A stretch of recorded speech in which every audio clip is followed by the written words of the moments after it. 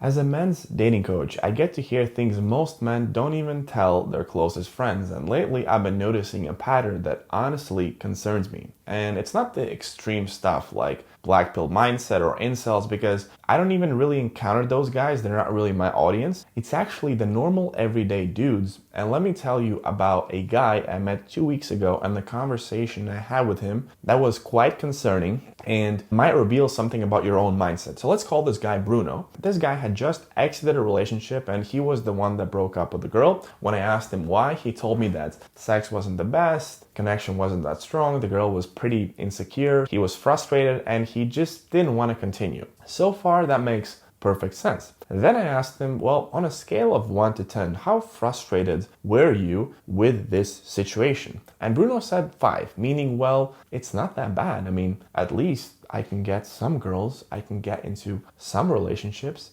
And this is the destructive mindset for everyday guys, telling yourself it's not that bad, while in reality wanting for things to be better. Because if you tell yourself, well, it's not that bad, you won't take the action necessary to improve things. Because this wasn't Bruno's first relationship that ended like this. He was on this loop a few times of getting in a relationship with a girl that he knew he didn't really like that much. But he spent all this time setting up the profile in the apps, going on all these dates. Finally met a girl which was telling him yes. And now he can't say no because he doesn't want to do all of that miserable process again. So Bruno knows that he doesn't really like this girl, but he stays with her. And then over time, he starts seeing things more clearly. Sex isn't the best, connection is weak, he can't bring the girl to hang out with his friends because she's just too insecure, and he's just bored. And not only is he bored, he is disappointed at himself for allowing himself to be in this relationship that he knew already he shouldn't be in the first place, but he did choose this relationship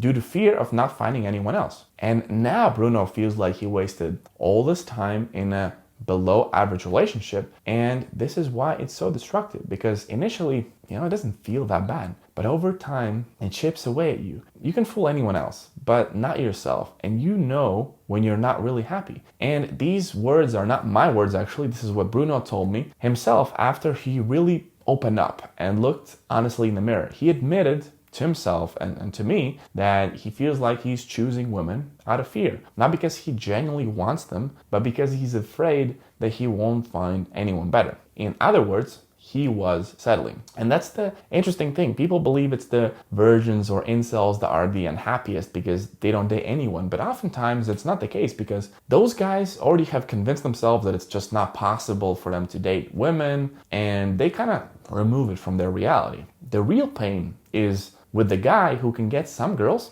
but not the girls that he truly wants. The guy that knows that he's capable of more, but doesn't really act on it. And he keeps choosing option B and C because option A requires him to step outside of his comfort zone. And that's what creates this frustration. Because really, once you normalize moderate success in dating, you stop pushing for what you really want, and you slowly start sort of shrinking your standards to match your fear. You're telling yourself, well, it's not that bad. Because if you admit that it's that bad, you actually have to change things. You have to change something, and that change is most likely going to be quite uncomfortable. And that's what Bruno told me in the end. He said that he needs to take the hard route right now because the easy route to up to this point hasn't been that fulfilling. So if you're watching this, I want you to ask yourself something very honestly. Are you done with the easy route? Are you actually done? Or are you still trying to make the